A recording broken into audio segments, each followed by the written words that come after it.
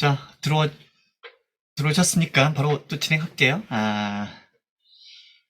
제가 좋아하는 사회심리학자인 로이 바우마이스터가 이런 얘기를 했습니다. 운전 중 95% 직진이지만 종착지를 결정하는 것은 방향전환이다. 맞지 않습니까? 뭔가 좀 되게 적절한 시점에 의사결정을 잘하는 게 결국 그게 인생의 종착지를 만들어내는 거죠. 네. 의사결정을 잘했어야 되는데 저도. 의사결정에 관련해서 가장 고전적인 모델은 프로스 앤 콘스 모델이에요. 프로스는 장점, 콘스는 단점, 그 장단점을 따져보는 모델이죠. 이건 뭐 아시다시피 벤자민 프랑클린이라는 그 위대한 그 철학자이자 또 아무튼 미국의 건국 또 기여한 사람이자 아무튼 이 대단한 분이 또 미국의 100달러 지폐도 있죠. 여튼 이분이 이제 프로스 앤 콘스라는 기법을 말씀하셨는데 장단점을 구분하는 거예요. 장점을 쭉 써보는 거야. 단점도 쭉 써보는 거예요. 그리고 와서 뭐야? 상계시키는 겁니다. 장점과 단점이 좀 비슷한 레벨이 있어. 가중치가 있어. 얘들은 상계시키고 남은 게 있을 거 아니에요. 뭐가 더 많이 남어? 장점이 더 많이 남어. 그거 해. 단점이 더 많이 남어. 하지 마. 뭐 이게 이제 프로스 앤 콘스 기법 있죠.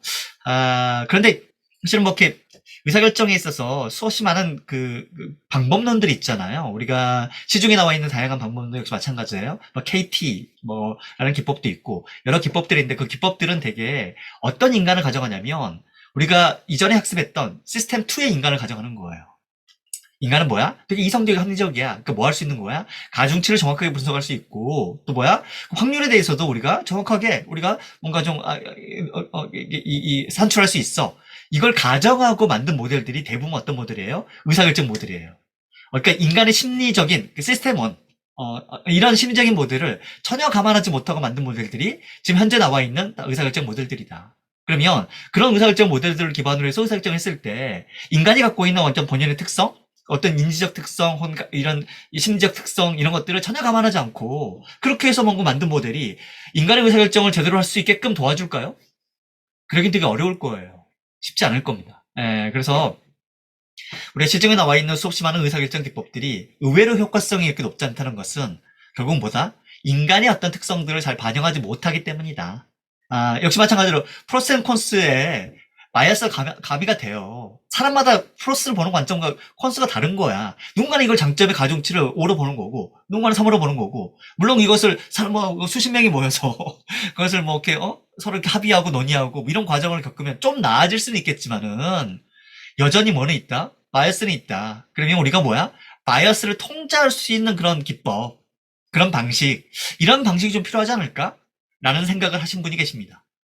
그분의 방식을 제가 좀 이따 설명을 드릴 거고, 일단 우리가 의사결정에 있어서 대표적인 바이어스가 몇 가지가 있는데, 크게 네 가지로 구분해 볼 수가 있어요. 첫 번째는 narrow framing.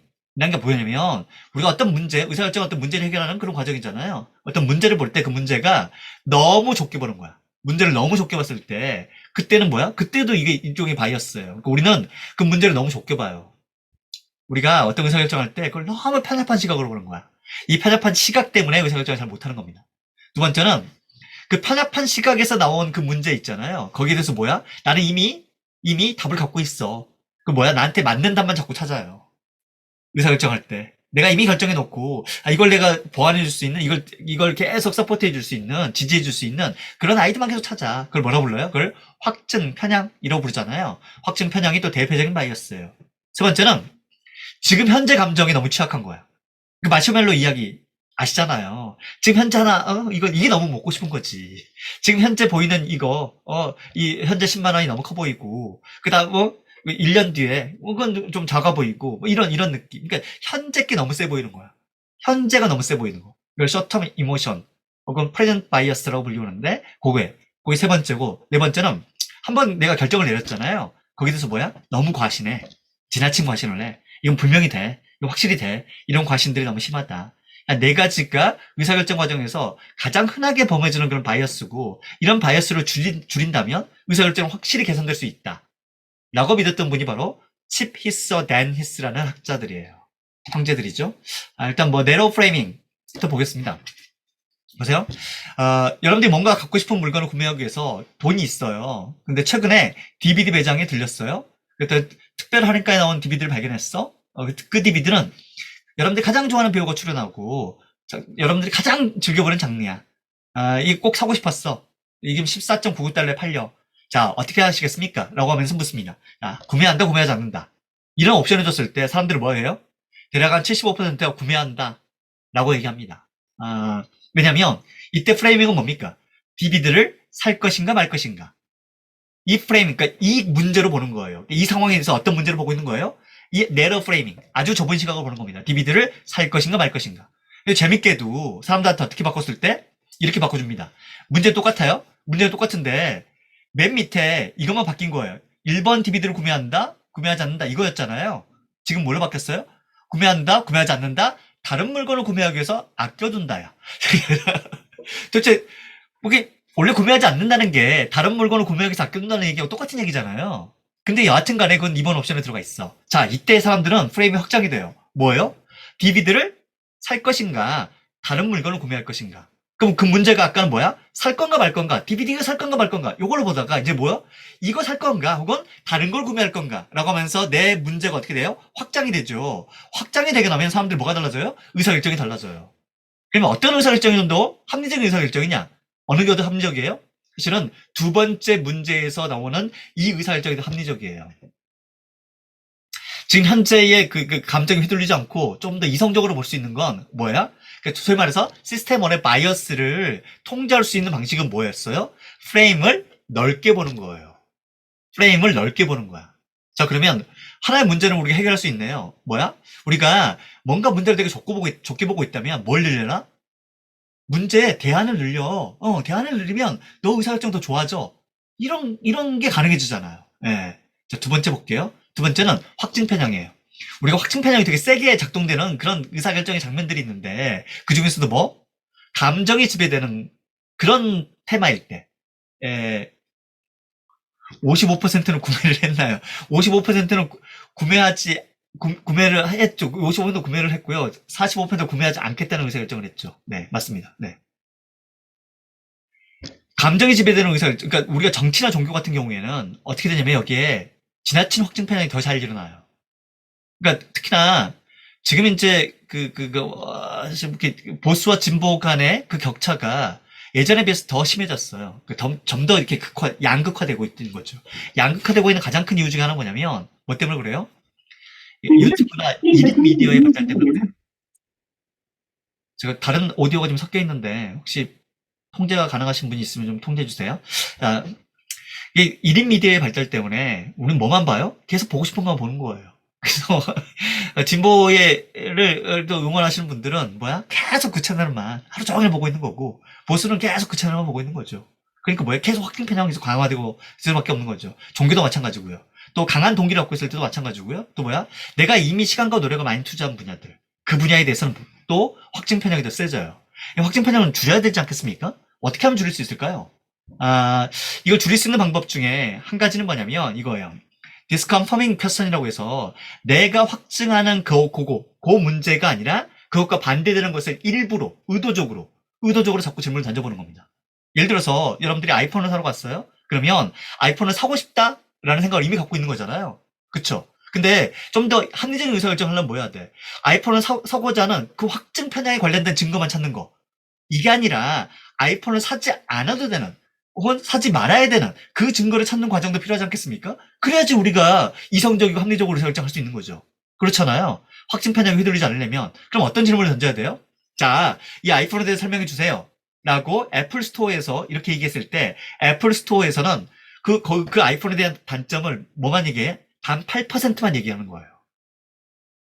그런데 내가 일부러 이걸 사지 말아야 될 이유를 찾기 위해서 그 질문을 할 수 있잖아요.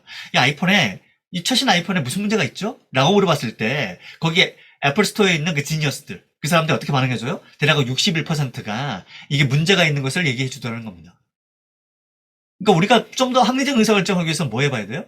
약간 의도적으로 확증 편향과 내가 이미 알고 있는, 내가 이미 믿고 있는, 또 내가 이미 의도한 그것과 전혀 다른, 전혀 반대되는 것을 의도적으로 질문을 던져볼 필요가 있다는 겁니다. 세 번째는 현재의 정서에 너무 휘둘린다. 프레젠트 셀프가 있고 퓨처 셀프가 있을 때 우리는 프레젠트 셀프가 너무 세게 작동된다. 지금 현재가 너무 커 보이는 거야. 제가 이미 첫 시간에 계속 말씀드렸기 때문에 더 이상 언급하지 않을게요. 자, 프로센셀프가 너무 센데 이거 어떻게 하면 좋을까? 여기에 심리학자들은 어떤 개념을 주냐면 심리학자들은 해석 수준 이론이라는 게 있어요. 해석 수준 이론. 이게 뭐냐면 여기 보면 뭐라고 돼 있어요? 사이클리컬 디스턴스라는 게 있어. 우리는 심리적 거리가 있어요. 그럼 물리적 거리는 달라요. 물리적 거리와 심리적 거리는 다른데 심리적 거리 중에 뭐가 있어? 시간적 심리적 거리가 있고요. 공간적 거리가 있고요. 사회적 거리도 있어요. 자, 이게 무슨 말인지 잘 이해가 안 되실 거기 때문에 예를 들어서 말씀드려 볼게요. 그러니까 사회적 거리가 좀 가까운 사람들 있죠. 가족, 동료. 이 사회적 거리가 가깝잖아요. 이 사람들하고 무슨 대화를 해요? 이 사람들하고는 어떤 대화? 해석 수준이 낮은 대화. 낮은 대화 뭐예요? 구체적인 대화를 해요. 구체적인 대화를 한단 말이야. 그러니까 우리 아이한테는 무슨 대화를 해요? 아이하고는 이런 대화를 하죠. 너 학원 숙제했어? 학교에서 선생님 말하는 거 잘 집중하고 왔어? 뭐 이렇게 아이한테 구체적인 행동을 물어보죠. 그렇잖아요. 근데 여러분들 명절 때 얼마 전 추석이었잖아요. 오랜만에 조카를 만나요? 이 조카한테 너 학원 숙제했어? 이런 질문 안 하죠. 얘한테 뭐라고 그래요? 너 공부 잘하고 있니? 이렇게 질문하잖아요. 공부 잘하고 있니? 이건 뭐야? 되게 어떤 거야? 이건 추상적이죠. 추상적이잖아요. 이런 질문을 하게 돼 있어. 왜? 사회적 거리가 멀기 때문에 그래요. 그러니까 우리가 CEO들은 무슨 얘기를 주로 많이 해요? 비전 얘기를 해야죠. 그쵸?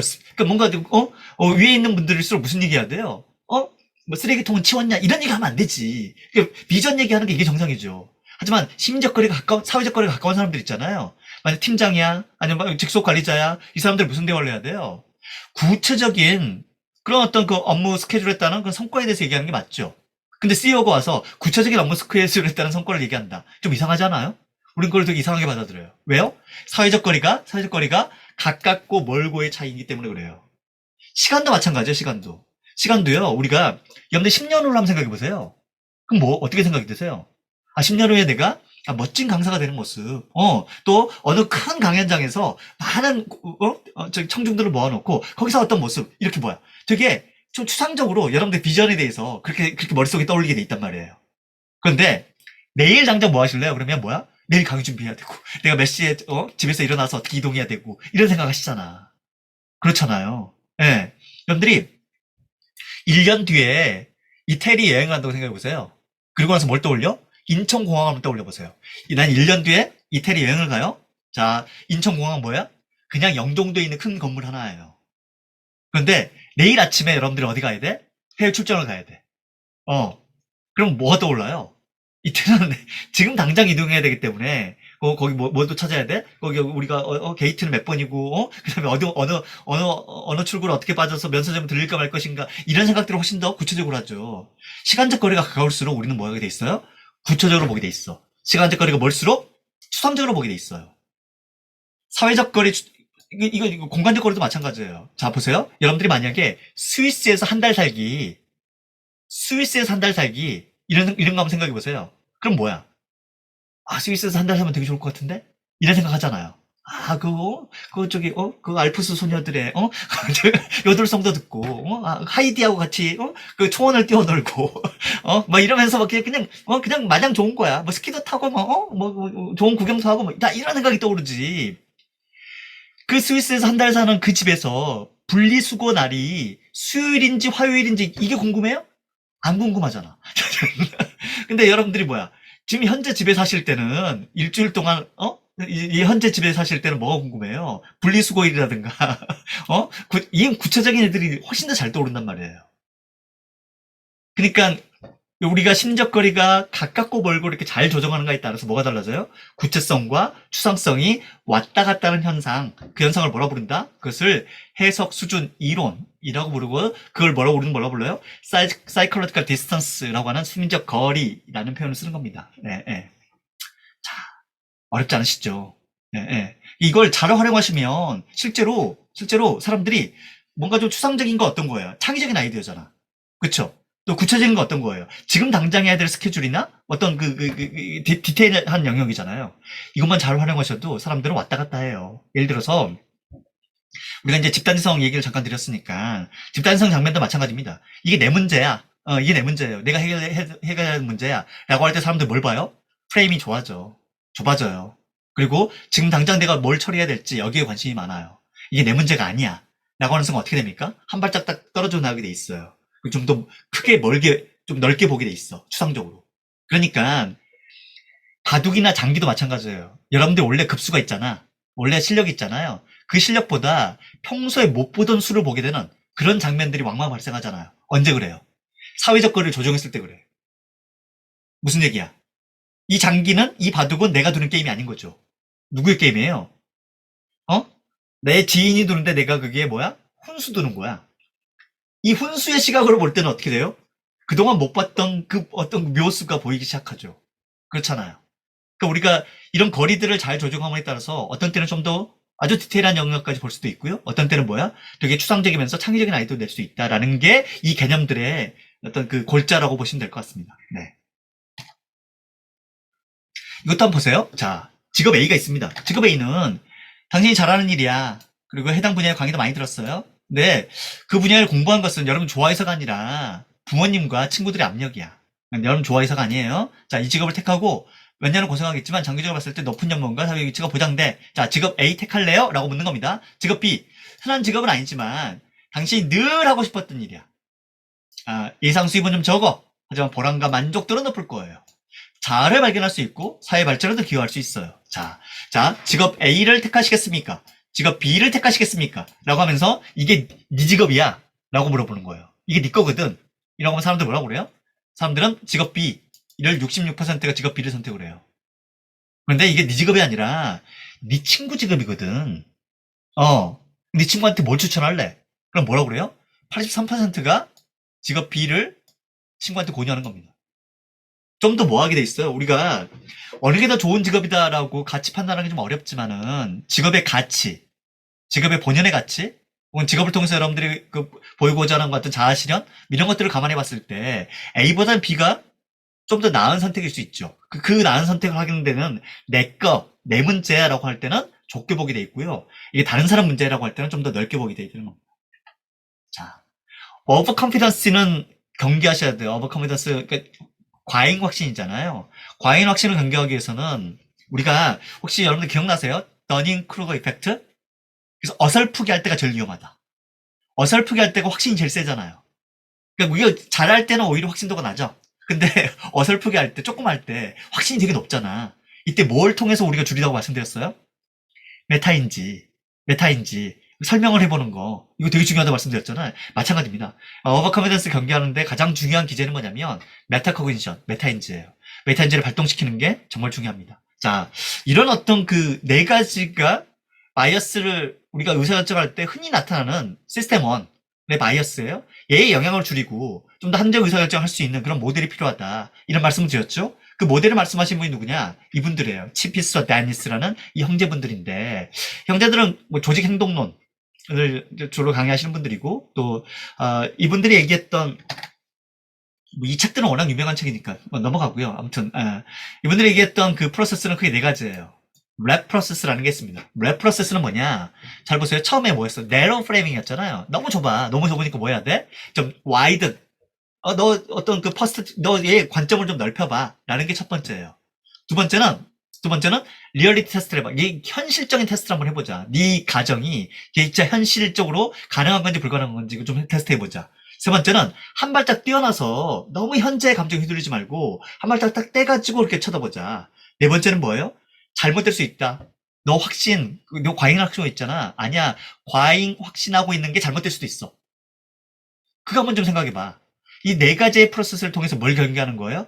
방금 전에 말씀드렸던 그 바이어스를 다 체크하는 겁니다. 네러 프레이밍은 W 프로세스를 통해서. 그 다음 뭐야? 그 다음이 이제 그 확증 편향이었잖아요. 확증 편향은 R 테스트. 또, 그 다음에 우리가 너무 현재, 숏텀, 이모션에 너무 휘둘려 있으니까, 그것은 뭐? A 프로세스로. 마지막에 어브 컨피던스는 P 프로세스로. 이걸 좀 극복해보자. 라고 하는 게 이분들의 얘기예요. 자, 어, 이게 사실은 의사결정에 다양한 연구들을 해보잖아요. 그러면 한 가지 되게 분명한 거 있어요. 이게 우리가 뭐 타입도 마찬가지고 이거 우리가 뭘 어떤 의사결정 하느냐, 이게 M&A 의사결정이냐, 인베스트냐, 뭐 아니면 뭐 어떤 의사결정이냐, 마찬가지고요. 이게 우리가 어느 분야에 있느냐, 리서치 분야냐, 마케팅이냐, 뭐 상상 분야냐, 다 마찬가지입니다.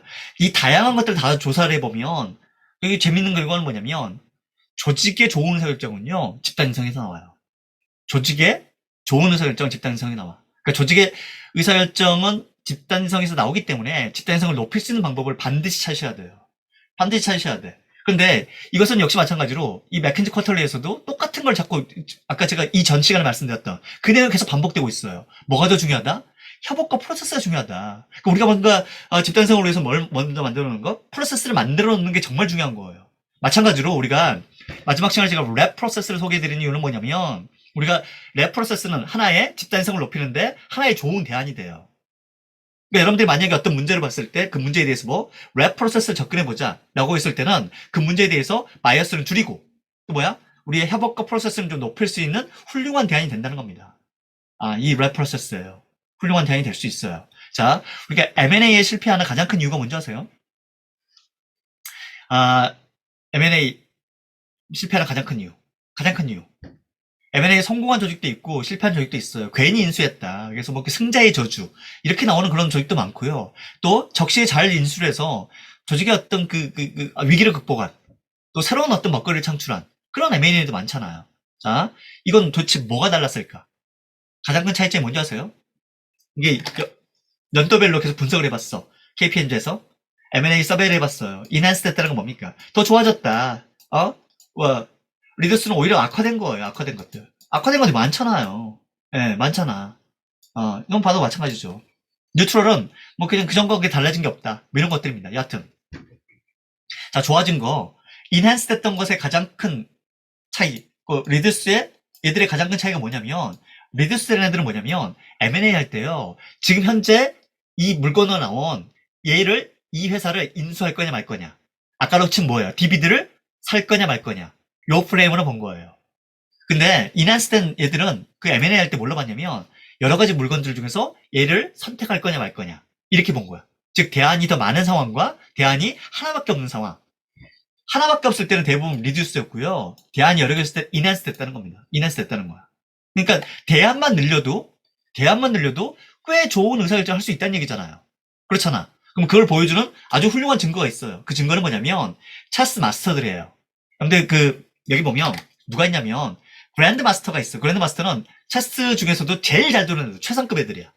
그 다음에 너비스는 이제 신참자들, 그러니까 이제 바둑으로 치면 이제 조금 재미 좀 늘려가지고 좀 바둑 두는 뭐 그 정도 단계라고 보시면 돼요. 얘들이 도대체 뭐가 다른지를 수십 년간 연구를 했어요. 체스 마스터들이 술을 두는 방식과 그 다음에 초심자들이 술을 두는 방식이 도대체 뭐가 다를까? 이걸 수십 년 동안 연구를 했다니까요. 그리고 나서 몇 가지 결론을 냈어요. 일단 퀄리티 차이는 있죠. 퀄리티는 뭐예요? 그 수가 얼마나 좋은 수냐 그렇지 않느냐. 당연히 그랜드 마스터는 좋은 수를 넣어요. 뭐 얘들은 나쁜 수 두는 거지. 근데 이 좋은 수를 만들어내는 아주 중요한 장면이 있어요. 그 장면이 뭔지 아세요? 이거야. 좋은 수를 만들어내는 아주 중요한 장면은 뭐냐면 맥스 뎁스라는 거예요. 맥스 뎁스가 뭐냐? 뭐라고 돼 있어요? Max depth is the number of half moves예요. half move가 뭔지 아세요? 우리가 바둑이나 장기를 둘 때, 체스를 둘 때 뭐야? 말을 이렇게 옮길 때 있죠. 우리가 이런 거 있잖아. 낫장 불입 이런 거 있잖아. 그래서 한 번 넣으면 끝이야. 체스도 마찬가지예요. 그래서 딱 해가지고 손을 딱 놨어. 이러면 끝이야. 근데 하프 무브는 뭐냐면 하다가 다시 이걸 제자리로 돌려놓는 겁니다. 그리고 다른 말을 잡아가지고 옮기는 거예요. 이해되시죠?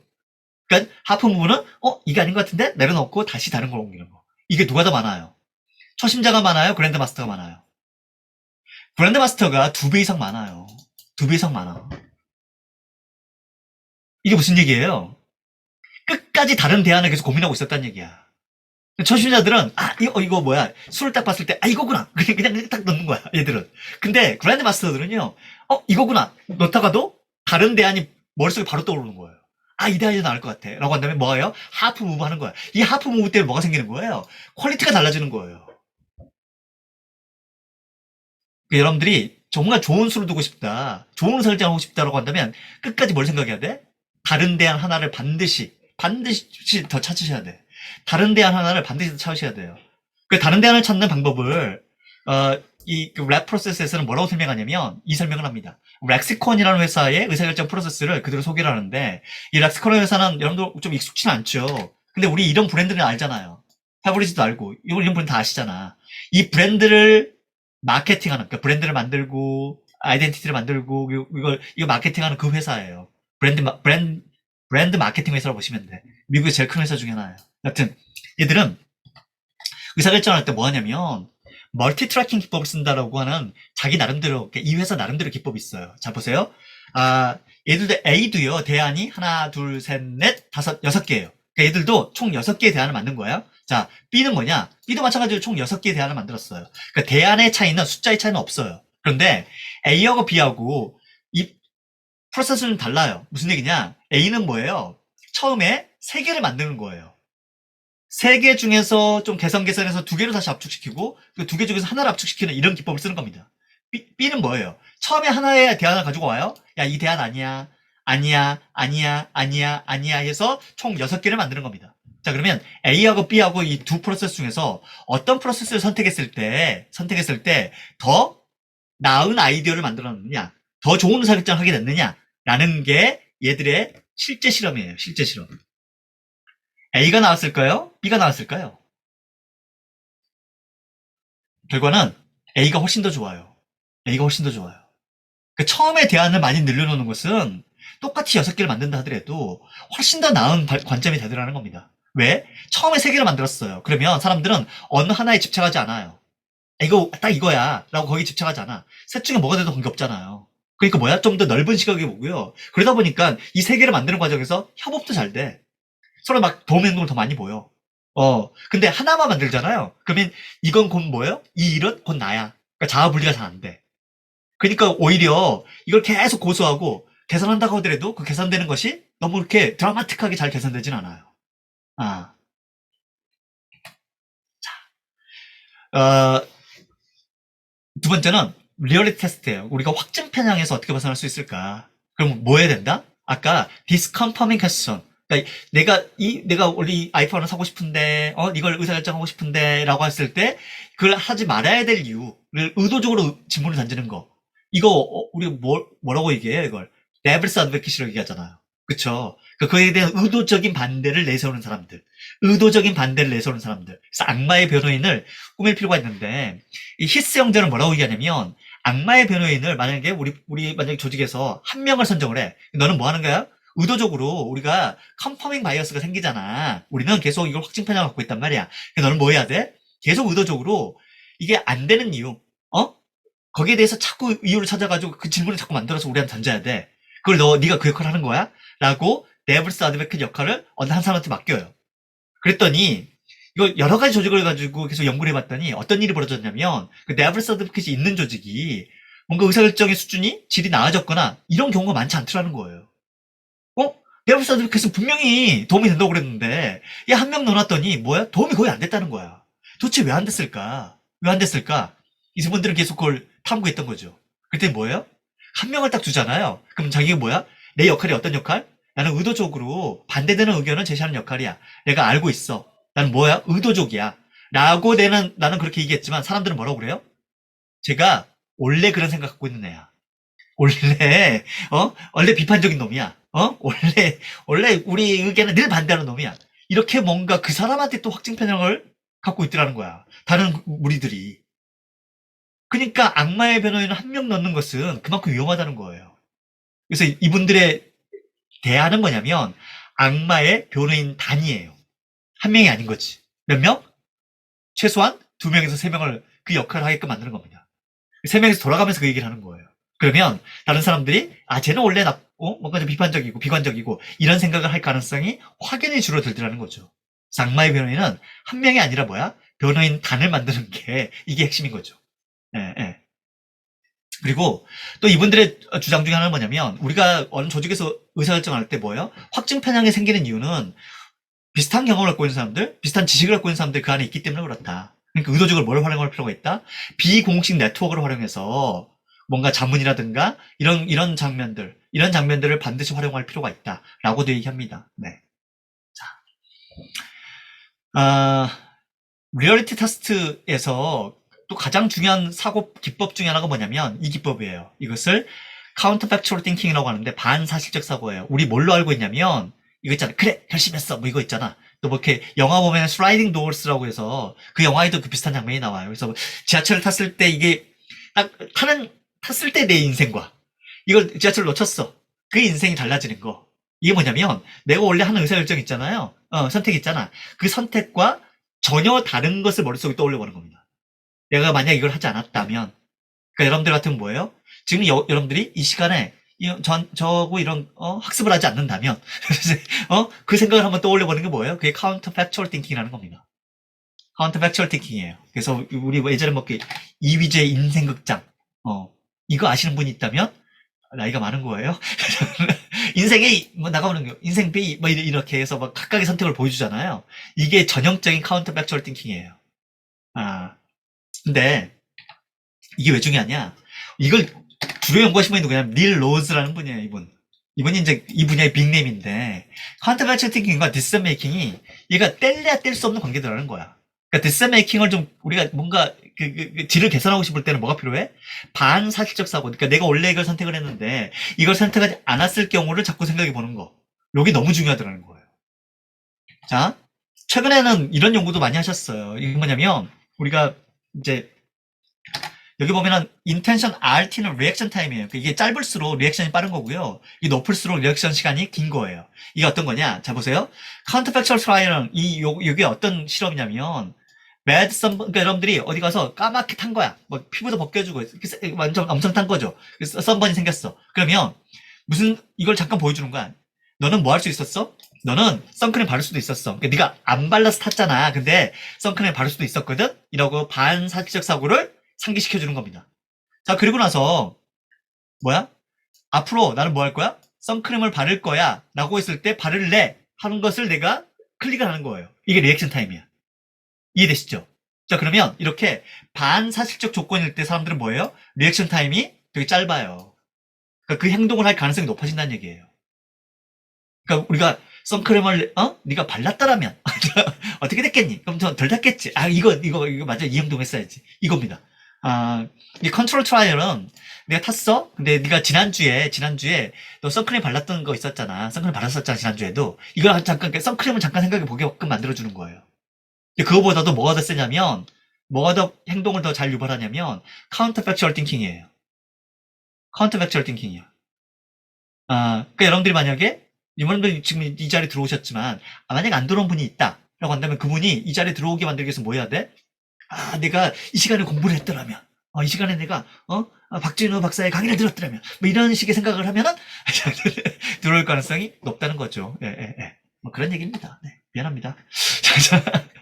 이제, 한 발짝 떨어져 생각하자. 이걸 이제, 아까 제가 이미 말씀드렸잖아요. 어떤 것? 이거, 해석 수준 이론. 그래서, 사이클리컬 디스턴스를 잘 활용하는 게 되게 중요하다. 이건 여전히 중요해요. 그래서 여러분들이 만약에, 조직이라면, 시간적으로는 뭘 생각해 봐야 돼요? 단기, 중기, 장기 파급 효과를 생각해 보셔야 돼. 공간적이라면, 조직의 공간은 뭐예요? 우리 조직이 있고, 하위 조직이 있고, 상급 조직이 있잖아요. 그러니까 우리가 의사결정할 때, 지금 현재 벌어질 일, 또 앞으로 벌어질 일, 좀 장기적으로 벌어질 일, 또 우리 팀에 영향을 미치는 거, 우리 하위 팀에 영향을 미치는 거, 상위 팀에 영향을 미치는 거, 이거 다 뭐야? 이게 사이클로지컬 디스턴스를 활용하는 기법들이에요. 소셜도 마찬가지죠. 우리 팀 내 구성원한테 영향을 미치는 거, 팀 외에 미치는 거, 또 사회적 파괴 효과, 여기까지 다 생각해 보게끔 만들어주는 기법들이에요. 이걸 의도적으로 할 필요가 있다는 겁니다. 그걸 가장 잘 활용하신 분 중에 한 분이 누구냐면, 수지 웰치라는 분이에요. 아시다시피 잭 웰치의 부인이시죠. 잭 웰치의 부인으로만 사람들 수지 웰치를 알고 있지만, 이분은 하버드 빈스 리뷰의 편집장으로서, 에디터로서 꽤 오랫동안 활동하셨고, 꽤 똑똑하신 분이에요. 하지만은, 이분보다도 잭 웰치가 워낙 유명했기 때문에. 잭 웰치의 이름에 좀 묻힌 감이 있죠. 여튼, 이분은, 수지 웰치는 10, 우리나라에서도 이 책이 번역돼 있어요. 그 책, 혹시 사서 보신 분도 계시겠지만은, 그 책 별로 내용은 좋진 않지만, 여하튼, 자, 10이라는 기법이 있어요. 10은 뭐냐? 내가 무슨 의사결정을 했어요. 그러면 10분 뒤에, 10달 뒤에, 10년 뒤에 이것들이 도대체 어떻게 변할지를 한번 좀 생각해 보자. 그러면 네가 현재하는 의사결정 훨씬 더 좋거든. 우리는 뭐만 봐? 10분 뒤만 보잖아. 그러지 말고 이걸 10달 뒤, 10년 뒤 이렇게 좀 길게 뭐야 이게? 이게 뭡니까? 이거잖아. 똑같잖아요. 사실 텐텐트는 뭐냐면 사이클릭 디스턴스 중에 뭐? 템포럴 디스턴스 요거 활용한 기법이라고 보시면 돼요. 이거 활용한 기법이에요. 이걸로 사실은 텐텐텐으로 이분은 의사결정 분야의 대가 중에 한 분이 되셨어요. 적어도 대중에서는. 대중 강연자로서는 의사결정 강연을 가장 많이 하시는 분 중에 한 분이세요. 자, 이게 이제 결국은 뭐겠습니까? 좀 넓게 보고 좁게 보고 이거잖아요. 그쵸? 좀 멀리 보고 가까이 보고 이거잖아. 그 사이클릭 디스턴스라는 건 결국은 멀리 보고 이게 내 문제다. 내가 훈수 둔다. 멀리 보고 가까이 보고 멀리 보고 가까이 보고 이건데 순서는 정해져 있어요. 어떤 순서로 가야 돼요? 일단 먼저 멀리 봐야 돼. 숲을 먼저 보고 난 다음에 그 다음에 가까이 봐야 돼요. 근데 숲을 보려면 뭐가 필요합니까? 해당 분야의 전문가가 필요해요. 그러니까 여러분들이 만약에 제가 뭐 얼마 전에도 뭐 저기 뭐 리더십 역량 모델링 뭐 이런 걸 또 이제 뭔가 좀 컨설팅 한 적도 있었지만 다 마찬가지예요. 그걸 볼 때도요. 그냥 그 자리에서 내부적으로 뭔가 좀 고민하시잖아. 그러면 보는 시각이 너무 좁아요. 보는 시각이 너무 좁아서 실제로 좋은 모델을 만들어내지 못해요. 하지만 저 같은 전문가들을 하고 같이 대화를 하거나 혹은 뭔가 좀 아이디어를 얻거나 이럴 때는 뷰가 굉장히 넓어져요. 넓어지면서 더 좋은 어떤 모델을 만들기가 훨씬 더 용이해요. 그러니까 줌아웃을 먼저 하셔야 되는데 줌아웃 할 때는 뭐가 필요하다? 그 분야에 대한 전문가를 최대한 잘 활용하실 필요가 있습니다. 그러면 줌아웃이 잘 돼요. 왜? 전문가들은 그 해당 분야에 대한 다양한 프레임워크를 알고 있거든요. 그 프레임워크 자체가 우리가 어느 하나의 편협한 어떤 프레임워크를 갖고 있는 것보다 여러 프레임워크를 가지고 이걸 좀 조합해 왔을 때 훨씬 더 넓게 볼 수 있기 때문에 프레임워크는 많이 하면 알수록 그 분야에 대한 전문가라고 할 수 있는 겁니다. 그런 거죠. 네. 자, 그래서 해당 분야 전문가를 활용하고 자기만의 느낌보다는 계속 이런 어떤 논문이라든가 다른 어떤 정보라든가 이런 것들을 꾸준히 좀 찾아보는 그런 노력이 좀 필요하다라는 거고요. 이제 시간이 다 됐으니 마지막이에요, 마지막. 마지막은 우리가 오버 컨피던스 했잖아요. 너무 지나친 과잉 확신을 얻고 있는데 그 뭘로? 최악의 경우를 산정해 보는 겁니다. 이걸 프리몰템 기법이라고 얘기해요. 프리몰템 기법은 어떤 거냐면 우리가 어떤 의사결정을 내렸잖아요. 어떤 프로젝트를 하자고 마음먹었어. 그럼 뭘 생각해야 돼요? 이미 이게 망했어. 망했다고 생각해보자. 그럼 망한 이유가 있을 거 아니에요. 여기서 말하는 모템이 무슨 얘기냐. 이게 뭐냐면 부검이에요, 부검. 부검은 죽은 다음에 그 죽은 이유를 밝히는 게 부검이잖아요. 그러니까 이건 PRE라는 접두를 쓸 수가 없어요. 그렇잖아.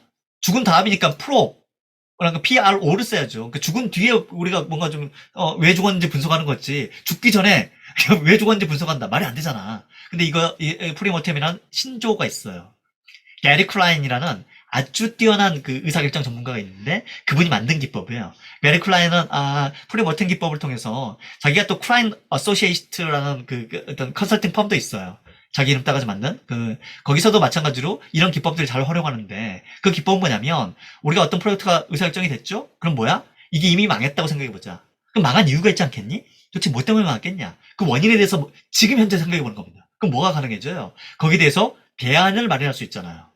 그렇죠? 그렇잖아요. 그러니까 예를 들어서 뭐 오늘 과정도 마찬가지죠. 이 과정이 뭐야? 그냥 쫄딱 망했다고 가정해보자.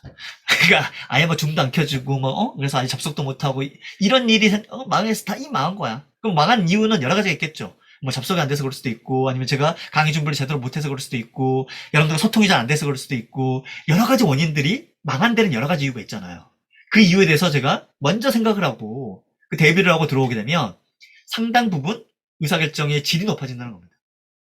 근데 이게 무조건 돼. 얘는 무조건 오라. 라고 생각하면 의사결정의 질이 점점 떨어지게 되는 거죠. 네. 그게 프리몰템이라는 기법이에요. 네. 실제로 이제 프리몰템과 비슷한 기법을 FMEA라는, 이게 의사결정할 때 쓰는 기법이 있어요. 의사결정할 때 FMEA라는 기법이 있는데, Failure Mode and Effect Analysis라는 건데, 이게 어떤 거냐면, 여기서 뭐 하는 거예요? 우리가 어떤 실패한 경우의 수 있잖아요. 경우의 수를 미리 따져보는 거야. 이게 벌어지면 얼마나 심각한 건지. 그렇죠? 그 다음에 이게 발생할 확률이 얼마인 건지. 우리가 그것을 찾아낼 확률은 또 얼마인 건지. 라고 해서 얘들을 점수를 구하는 겁니다. 그래서 제일 점수가 높은 거 있죠? 여기에 대해서는 반드시 뭘 해야 된다? 반드시 대안을 마련해야 된다. 라는 기법이 바로 FMEA라는 의사결정 기법이 있습니다. 이것도 역시 마찬가지로 뭘 활용한 거였어요? 이거죠, 이거. 프리몰튼 기법을 좀 더 이런 뭔가 좀 probability라는 그 확률 개념을 조금 더 가미해가지고 그렇게 해서 만들어진 기법이다. 이렇게 보시면 좋을 것 같아요. 현재 시간이 48분인데 일단 제가 준비한 내용은 여기까지